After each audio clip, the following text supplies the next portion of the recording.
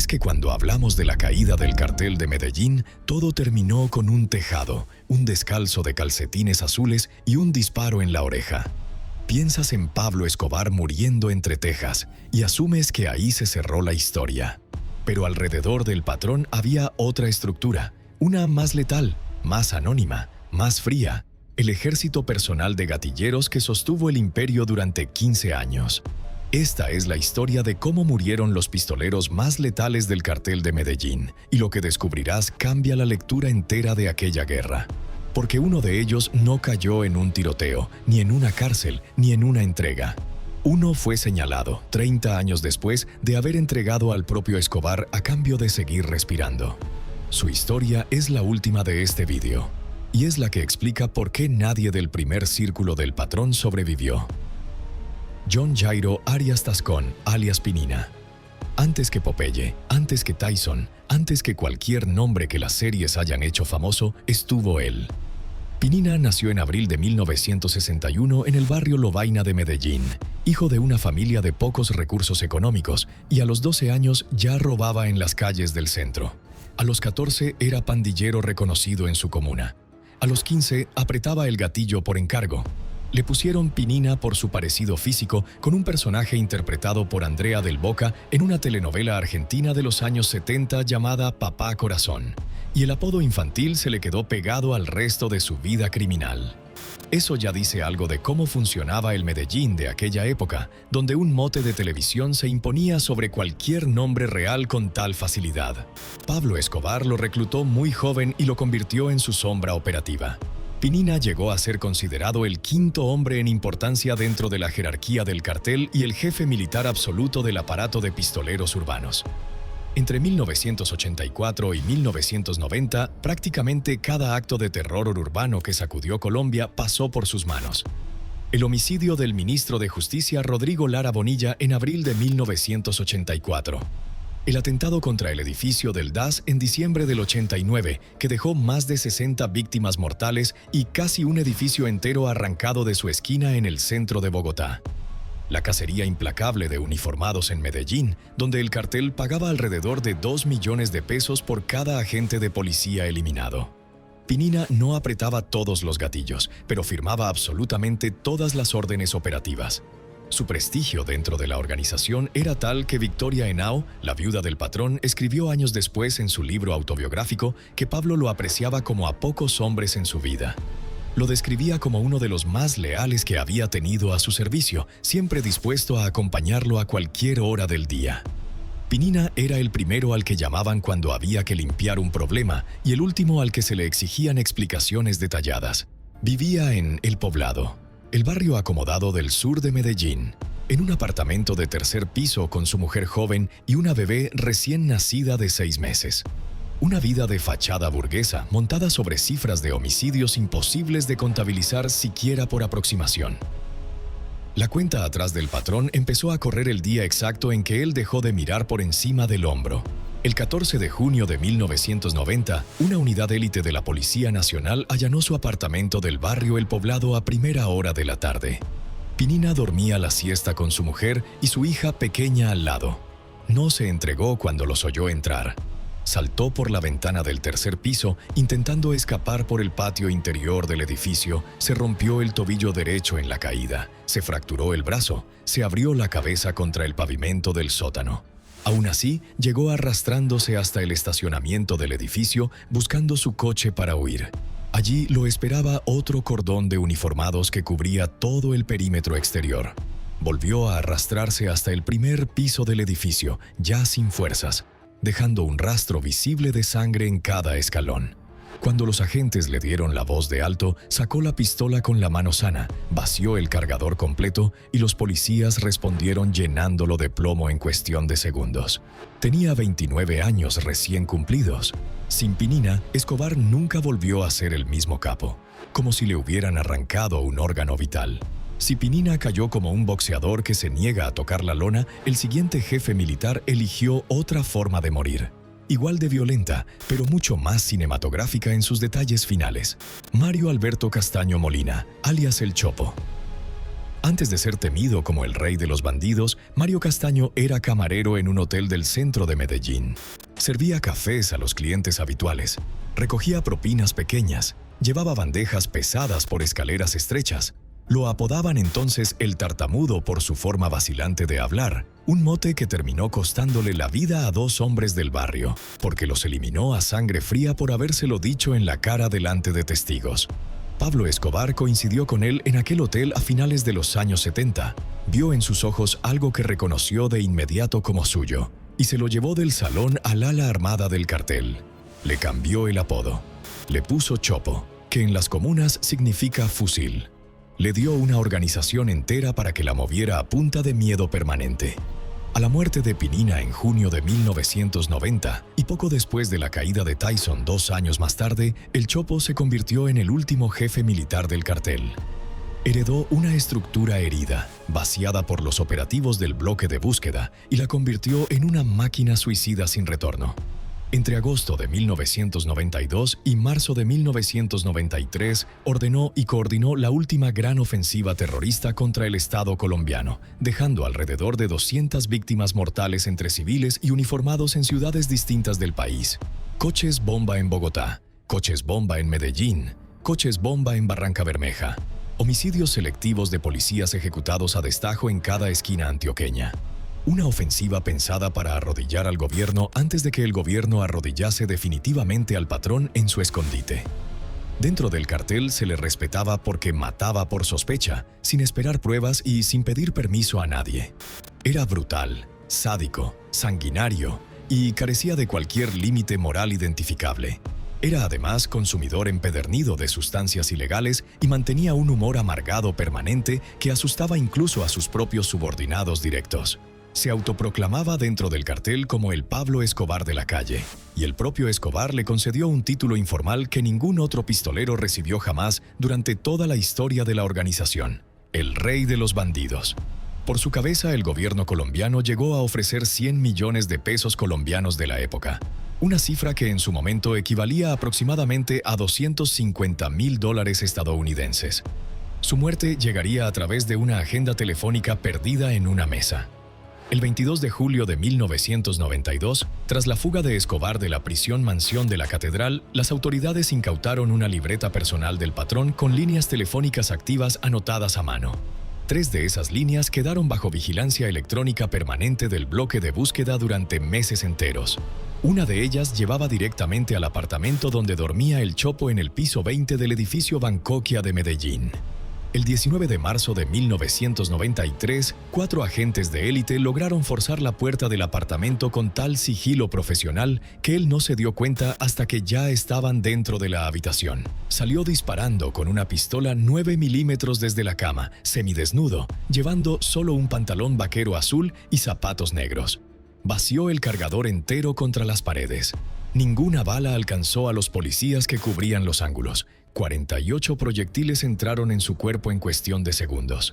La autopsia dejó constancia oficial firmada: 48 orificios de bala contados uno por uno en el cadáver de Mario Castaño Molina. Tenía 40 años.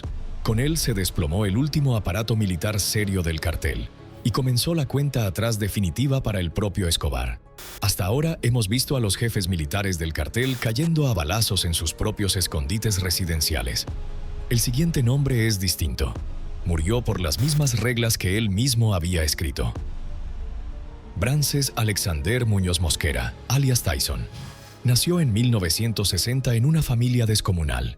Era uno de 15 hermanos legítimos. Su padre era ex policía convertido en pastor evangélico activo y su madre predicaba todos los domingos en la cárcel Bellavista de Medellín.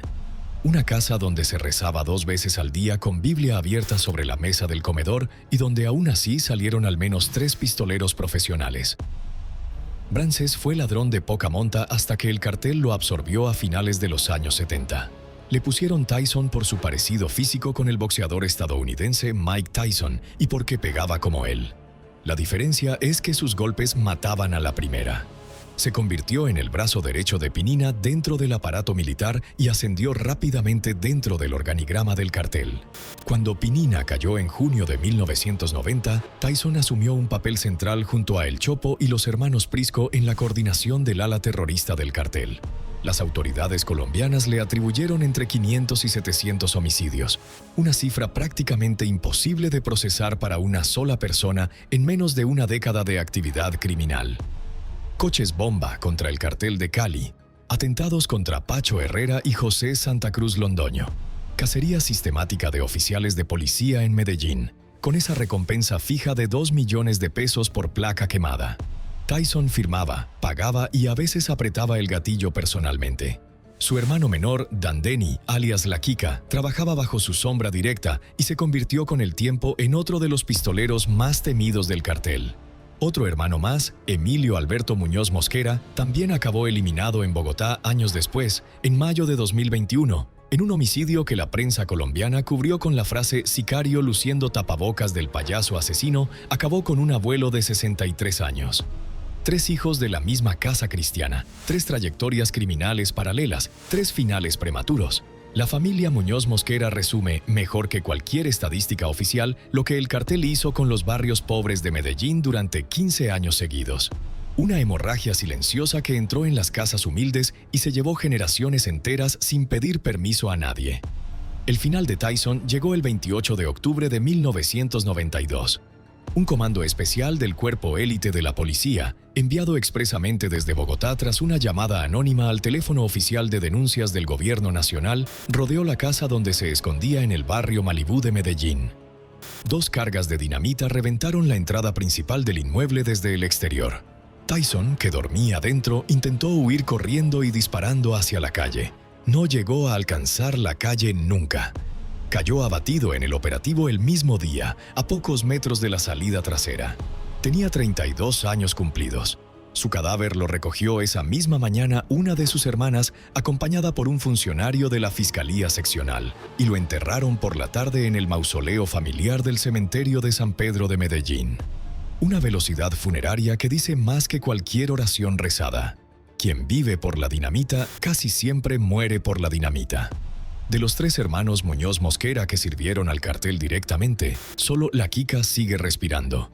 Encerrado en una prisión federal de Estados Unidos, cumpliendo 10 cadenas perpetuas consecutivas tras su captura por la DEA en Queens, Nueva York, en septiembre de 1991.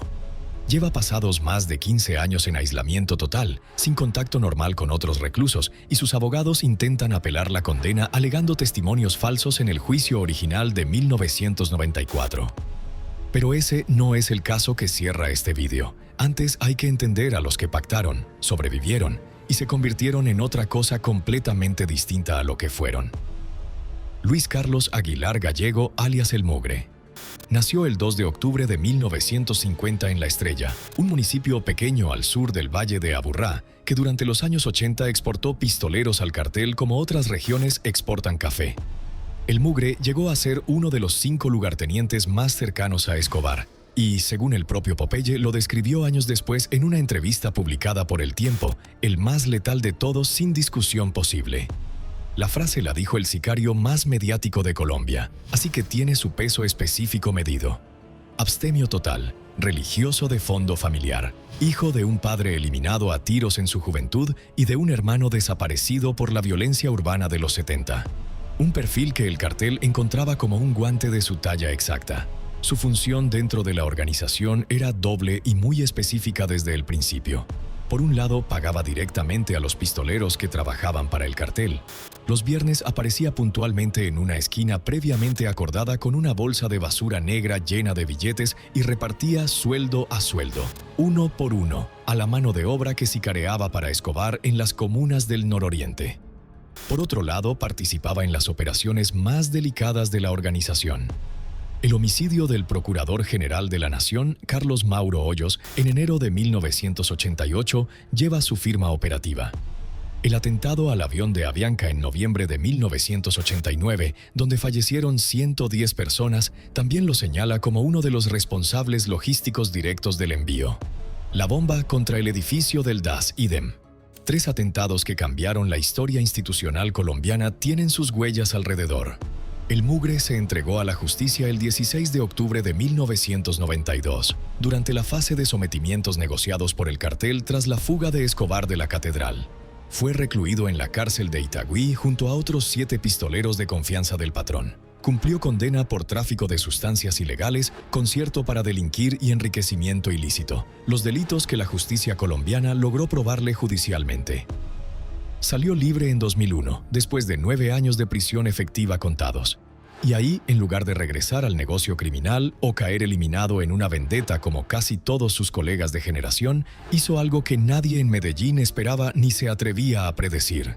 Desapareció completamente del mapa público. Su rastro se perdió durante años hasta que en junio de 2017, durante un partido amistoso preparatorio entre las selecciones de fútbol de Colombia y España en la región de Murcia, varios empresarios colombianos hospedados en el complejo hotelero La Finca Golf Resort le contaron a un periodista de El Tiempo enviado al evento que Luis Carlos Aguilar vivía en aquella zona del Mediterráneo español, que ya no hacía cobros para el crimen organizado, que ya no organizaba homicidios, que se había convertido en pastor activo de una iglesia evangélica en algún municipio de la región de Murcia. La inteligencia colombiana confirmó la versión. Alternaba residencia entre España y Argentina. Había vuelto al menos 2 veces a La Estrella, su pueblo natal de Antioquia, y predicaba domingo a domingo ante fieles que probablemente desconocían por completo su pasado. Sobre su cabeza siguen pesando procesos judiciales abiertos en Colombia por la bomba del DAS y el atentado al vuelo 203 de Avianca. La fiscalía aún lo busca para tomarle declaración formal en versión libre. El hombre que pagaba la nómina del sicariato del cartel reparte ahora versículos en español peninsular ante una congregación que jamás imaginaría qué bolsa de basura cargaba este mismo señor todos los viernes de 1989. A veces la huida más eficaz no es geográfica, sino espiritual. Si el Mugre eligió predicar lejos, el siguiente lugarteniente intentó algo parecido al exilio europeo. Pero a él se le complicó mucho más sobrevivir al pasado que arrastraba. Carlos Mario Alzate Urquijo, alias El Arete, nació el 26 de septiembre de 1961 y entró en el cartel siendo casi un adolescente.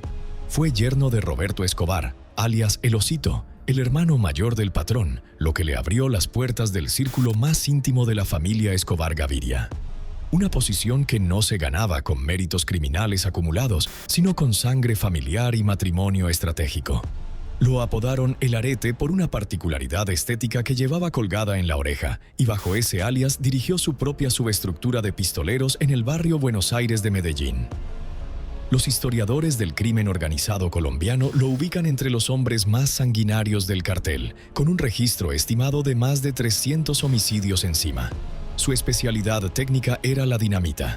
Era uno de los principales responsables logísticos de la instalación y activación de los coches bomba durante la última ofensiva terrorista del cartel. El atentado contra la sede del diario El Espectador, ocurrido el 2 de septiembre de 1989 en Bogotá, lleva su firma directa según su propia confesión judicial firmada. El coche bomba contra la estación de policía del barrio El Poblado en junio de 1990, donde fallecieron un agente y 2 civiles que pasaban casualmente por el lugar también. Y en una confesión que hizo ante la Fiscalía General de la Nación en febrero de 1993, se autoinculpó del atentado al vuelo 203 de Avianca, asegurando con todas las letras que el objetivo verdadero del atentado era eliminar al entonces candidato presidencial César Gaviria, de quien el cartel de Medellín tenía información confidencial de que viajaría en ese vuelo Bogotá-Cali. Gaviria no viajó. 110 personas sí. El Arete se entregó a las autoridades colombianas el 17 de febrero de 1993, en pleno desmoronamiento operativo del cartel. Reconoció ante el juez su participación en 40 homicidios ordenados directamente por Escobar, además de su rol logístico en los grandes atentados nacionales del periodo. Pagó condena en la cárcel de Itagüí y posteriormente en la Picota de Bogotá. Salió libre el 27 de noviembre de 2001, después de prácticamente 9 años de prisión efectiva descontados. La libertad le duró menos de lo que él esperaba al pisar la calle aquella mañana.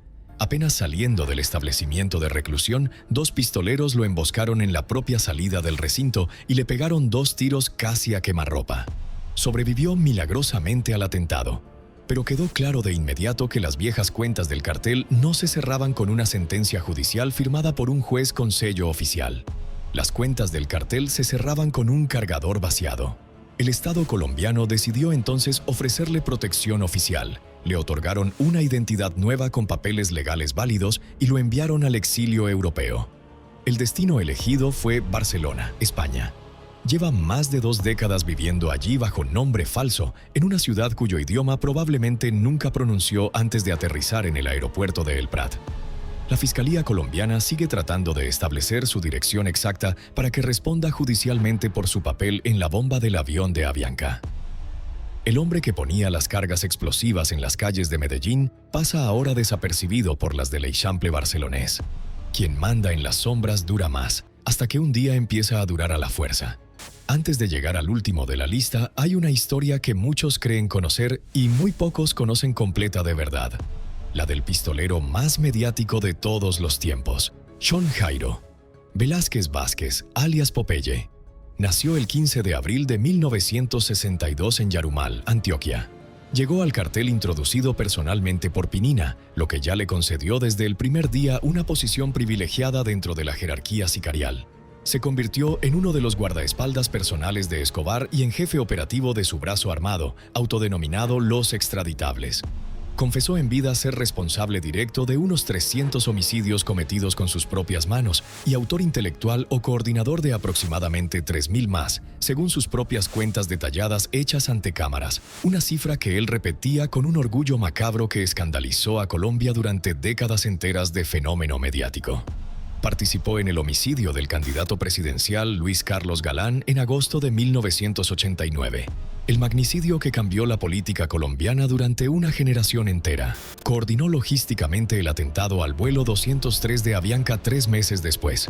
Estuvo detrás de la bomba contra el edificio del DAS en diciembre del mismo año, que dejó 63 víctimas mortales y más de 600 heridos en pleno centro de Bogotá. Eliminó personalmente al comandante de la policía de Medellín, Coronel Valdemar Franklin Quintero, a quemarropa. Y en un episodio que él mismo relató durante años ante cámaras sin un solo gesto de remordimiento visible, recibió la orden directa de Escobar de acabar con su propia novia Wendy Chavarriaga, embarazada por aquel entonces, y la cumplió personalmente. 4 nombres que pesan más que muchas guerras enteras. Popeye se entregó a la justicia en 1992 y pasó 23 años en prisión por terrorismo, tráfico de sustancias, concierto para delinquir y homicidio agravado. Salió libre en 2014 acogiéndose a beneficios judiciales por buena conducta acumulada en la picota. En lugar de desaparecer como hizo el Mugre, hizo todo lo contrario y se convirtió en un caso único en la historia del cartel y del propio fenómeno narco. Aprovechó el boom mediático del fenómeno Escobar y de las series internacionales sobre el patrón, fundó un canal de YouTube llamado Popeye Arrepentido, que llegó a superar el 1,5 millones de suscriptores activos. Escribió libros autobiográficos como Sobreviviendo a Pablo Escobar. Dio entrevistas en cadenas internacionales de Argentina, México y Estados Unidos, y se paseó por documentales explicando con frialdad clínica cómo se ejecutaban los homicidios profesionales del cartel. Frase suya literal pronunciada en pantalla durante una entrevista con el periodista argentino Ricardo Canaletti del Canal 13 de Buenos Aires. Hay que pegar 2 tiros en la cabeza, de las cejas para arriba. El que trabaja de las cejas para abajo no es un pistolero profesional. La frase corrió por todos los noticieros del continente americano en cuestión de horas. Se grababa rezando con flores sobre la tumba de Escobar en el cementerio Jardines Montesacro de Medellín cada mes de diciembre. Pretendía abiertamente postularse al Senado de la República de Colombia. Manejaba relaciones documentadas con figuras del crimen organizado todavía activo en Antioquia. Su personaje mediático era una contradicción andante que la opinión pública colombiana no supo nunca cómo digerir del todo. En 2018 lo volvieron a detener, esta vez por extorsión y concierto para delinquir tras una denuncia formal de varias familias de Antioquia que aseguraban haber recibido cobros bajo amenaza directa de su parte. Volvió a prisión, primero a la cárcel de Valledupar y posteriormente a La Picota en Bogotá. Allí, a finales de 2019, los médicos del Instituto Nacional Penitenciario y Carcelario le diagnosticaron un cáncer de esófago en fase terminal, con metástasis confirmada en pulmones e hígado, catalogado oficialmente como intratable por las autoridades médicas. Pasó sus últimos meses internado en el Instituto Nacional de Cancerología de Bogotá, recibiendo cuidados paliativos. Murió la madrugada del 6 de febrero de 2020 a los 57 años de edad. Su funeral generó una polémica nacional descomunal cuando el general Eduardo Zapateiro, entonces comandante del ejército colombiano, envió condolencias públicas a la familia del hombre que se había jactado en vida de 3.000 víctimas mortales. El sicario más célebre del cartel no cayó a balazos en un operativo ni en una emboscada callejera. Cayó en una cama de hospital con un suero en el brazo y un crucifijo en la mesilla. A veces la enfermedad termina lo que el Estado no pudo terminar.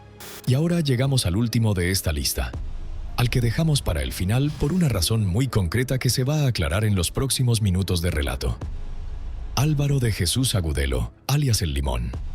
Nació el 18 de diciembre de 1956 en Envigado, Antioquia, la misma comuna que parió a Escobar y que se convertiría con los años en el cuartel general operativo del cartel. Nunca alcanzó la fama mediática de Popeye, ni el rango militar de El Chopo, ni la firma terrorista de El Arete. Empezó siendo conductor y hombre de confianza directo de Roberto Escobar, alias El Osito, el hermano mayor del patrón. Cuando Roberto se entregó a la justicia junto a Popeye y Otoniel González Franco, alias Otto, en octubre de 1992, El Limón cambió de patrón sin pestañear y pasó a servirle directamente a Pablo. Lo que vino después lo convirtió, sin proponérselo en absoluto, en un nombre eterno dentro de la historia criminal colombiana. Su función durante los años de la Catedral, la prisión mansión donde Escobar cumplió formalmente condena entre junio de 1991 y julio de 1992, fue específica y delicadísima. Era el encargado principal de canalizar los sobornos a militares y policías que vigilaban formalmente el perímetro exterior, ofreciéndoles dinero contante, comida para sus casas, útiles escolares para sus hijos pequeños, regalos navideños envueltos, lo que hiciera falta para mantenerlos comprados durante meses. Sin El Limón, la catedral nunca habría funcionado como funcionó durante esos 14 meses bizarros donde Escobar seguía dirigiendo el cartel desde una cárcel diseñada por él mismo. La operación silenciosa de un guardaespaldas que nunca aparecía en las fotos. Cuando Escobar se fugó de la catedral el 22 de julio de 1992, ante el rumor confirmado de que el gobierno lo trasladaría a una prisión militar estándar, El Limón fue uno de los pocos hombres que se mantuvo a su lado durante los 16 meses de huida final. Los demás cayeron uno a uno durante ese periodo terminal. El mexicano, Gonzalo Rodríguez Gacha, ya había caído 3 años antes en diciembre de 1989. Pinina, ya enterrado en Medellín. Tyson, ya enterrado en San Pedro. El Chopo, ya enterrado tras los 48 impactos de bala oficiales. Gustavo Gaviria, el primo y socio directo del patrón, abatido por el cuerpo élite en agosto del 90. El Angelito, su jefe de seguridad, eliminado en octubre del 93, dejándolo prácticamente desprotegido en pleno operativo. La estructura entera del cartel se había evaporado a su alrededor en 3 años escasos. Para finales de noviembre de 1993, Escobar estaba prácticamente solo en Medellín.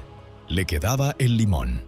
Solo El Limón a su lado, día y noche, durmiendo en habitaciones contiguas y moviéndose juntos en taxis para evitar ser localizados por las antenas direccionales del bloque de búsqueda y los radioaficionados de los Pepes.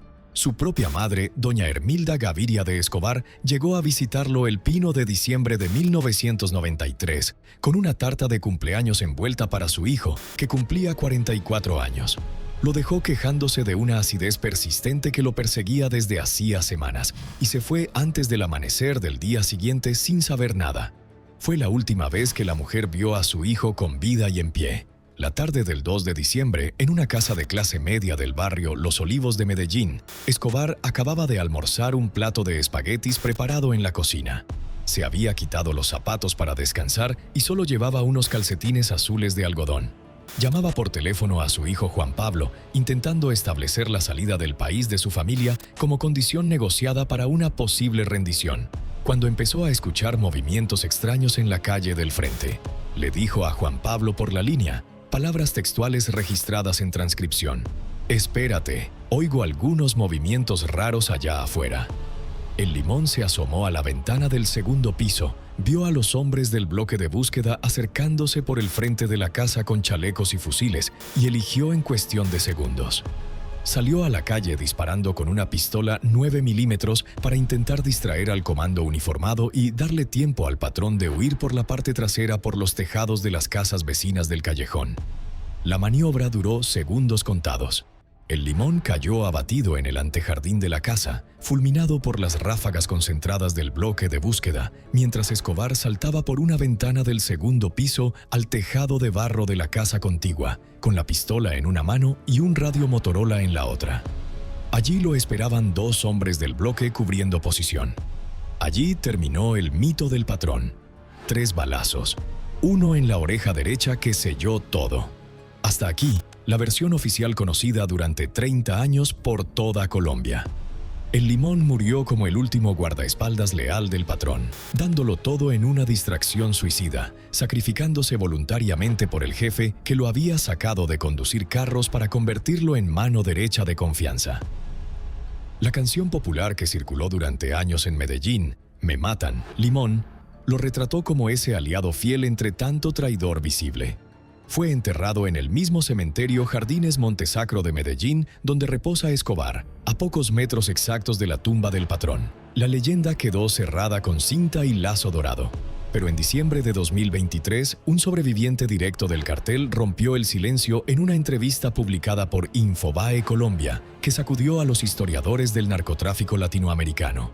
Aseguró textualmente que a Pablo lo entregó el Limón, que fue uno de los suyos quien dio la ubicación final exacta a las autoridades, y que la actuación heroica del antejardín no fue tal heroísmo, sino una manera práctica de no dejar testigos vivos del pacto previo negociado. La hipótesis venía rondando desde hace décadas en círculos íntimos cercanos al patrón, especialmente entre miembros de la propia familia Escobar Gaviria, pero nunca había salido al espacio público con tanta crudeza periodística firmada. Si la versión es cierta, el último pistolero leal de Escobar fue, en realidad, el que vendió la coordenada definitiva del barrio Los Olivos al bloque de búsqueda en silencio. Hoy reposa al lado de su patrón en la misma tierra.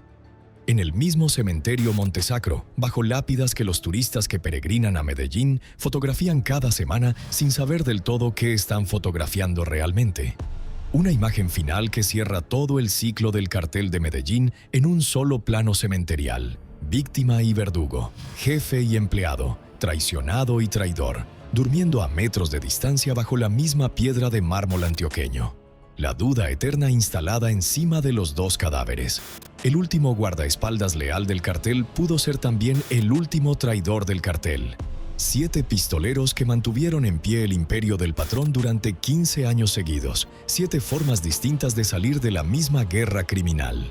5 abatidos por las balas del bloque de búsqueda en operativos urbanos, 1 muerto de cáncer en una cama de hospital de Bogotá tras 2 décadas de prisión, otro convertido en pastor evangélico predicando los domingos en Murcia, otro exiliado con identidad nueva paseando por Barcelona, y este último enterrado al lado de su patrón con la sospecha eterna de haberlo vendido para salvarse a sí mismo. Una sola conclusión posible al cierre de este recuento criminal. Quien entra al servicio del miedo nunca elige el modo en que sale de él.